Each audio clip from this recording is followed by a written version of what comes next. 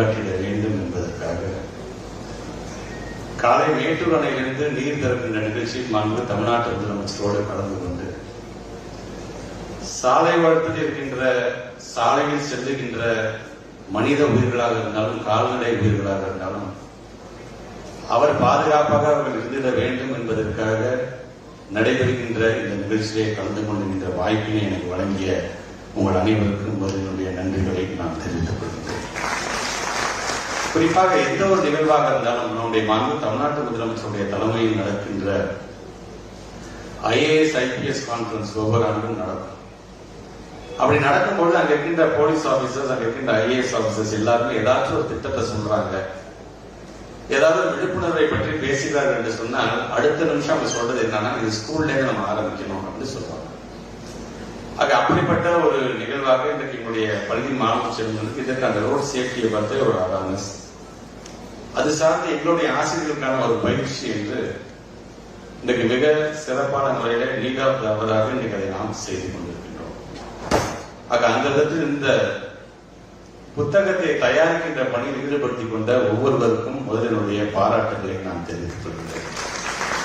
இங்கே உரையாற்றிருக்கின்ற நம்முடைய city commissioner அவர்கள் சொன்ன பொழுது, அவர் பேசும்பொழுது சொன்னார், வெர்ச்சுவல் ரியாலிட்டி பத்தி சொன்னார், ஆக்மெண்டட் ரியாலிட்டி பத்தி சொன்னார், ஆர்டிபிஷியல் இன்டெலிஜென்ஸ் பத்தி சொன்னார்.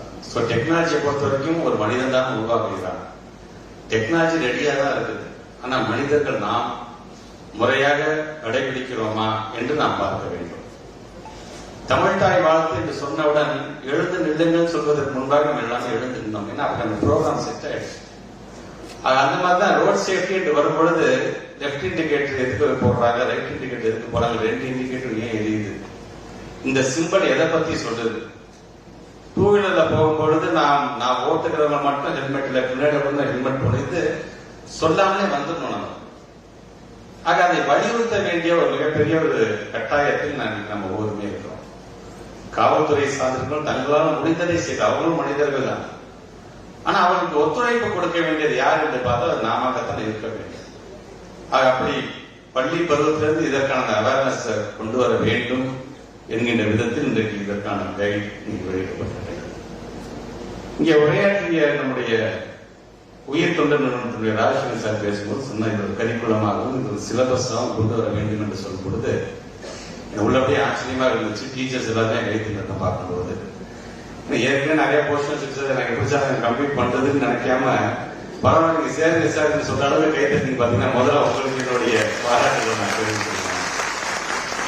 பட் ஸ்டார்ட் இது எப்படி நம்ம பண்ணலாம் அப்படின்னு மேடையில் அமரும்போது எனக்கு என்ன தோணுச்சுன்னா, ஒவ்வொரு அசம்பிளி செஷனையும் பாத்தீங்கன்னா ஒரு திருக்குறள் சொல்லி இதோட விளக்கத்தை சொல்லிக்கிறோம், ஒரு ஆங்கில ப்ராவை பத்தி சொல்றோம், ஒரு தமிழ் பழமொழியை பத்தி சொல்றோம், அதோடைய விளக்கத்தை சொல்லிக்கிறோம், நாட்டு நடப்பு என்ன என்பதை ஆங்கிலத்திலையும் தமிழிலும் நாங்கள் சொல்லிக்கிறோம். இதுல எனக்கான ஒரு விருப்பமாக நீங்க பார்க்கும் பொழுது இனி ஒவ்வொரு சைன் போர்டையும் காமிச்சு அந்த மாணவ செல்வங்கள் அசம்பிளி நிற்கும் பொழுது எல்லாத்துக்கும் முன்பாக இந்த சைன் போர்டு எதை பத்தி சொல்லுவது தெரியுமா என்று அதை பத்தி விளக்கி சொன்னாலே போதும் என்று நான் நினைக்கிறேன். இப்படி ஒவ்வொரு நாளும் ஒவ்வொரு விதத்தில் நீங்கள் சொல்லுகிற இந்த சைன் போர்டு சார்ந்த விதிகள் என்ன சொல்லுகிறது, லெப்ட் இண்டிகேட்டர் போட்டா அது எப்படி போக போகுது வண்டி, இப்படி ஒவ்வொன்றை பத்தி சொல்லக்கூடிய மேக்சிமம் 30 செகண்ட் தான் வரப்போகுது. ஆக அதை சொல்லக்கூடிய விதத்தில் இருந்திட வேண்டும் என்ற விதத்தில் கண்டிப்பாக நான் சென்னைக்கு சென்றது பிறகு அது சார்ந்த ஒரு சர்க்குலரை கண்டிப்பாக நான் போடுவேன் என்பதை இந்த நேரத்தில் நான் தெரிவிக்கிறேன். கிளாஸ்ல உட்காந்து பாடம் நடத்துவது பக்கம் இருக்குது என்று சொன்னோம். அசம்பிளியால ஒரு குழந்தையே மற்ற குழந்தைகளுக்கு எடுத்து சொல்லும் பொழுது அதை முழுமையாக உள்வாங்கக்கூடிய நிகழ்வாகவும் அந்த நிகழ்வு அமையும் என்பதற்காக நான் சொல்றேன்.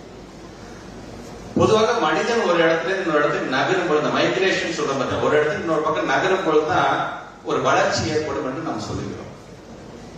அப்படி சாலையில் ஒரு பக்கத்தில் இன்னொரு பக்கம் போகும் பொழுது அது வளர்ச்சியை நோக்கி தான் இருக்க வேண்டுமே தவிர நம்முடைய வாழ்க்கையோட இறுதியாக இருக்கக்கூடாது என்பதை சொல்லுகின்ற விதமாக நடைபெறுகின்ற நிகழ்வு இந்த நிகழ்வு.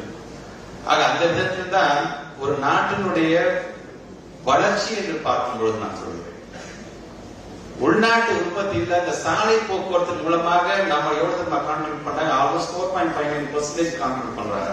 சாலை மார்க்கமாக சாலை போக்குவரத்தின் மூலமாக ஒரு இடத்துல இருந்து இன்னொரு பக்கம் நகர்வதன் மூலமாக உள்நாட்டு உற்பத்தியை நம்ம அவ்வளவு கான்ட்ரிபியூட் பண்றோம்.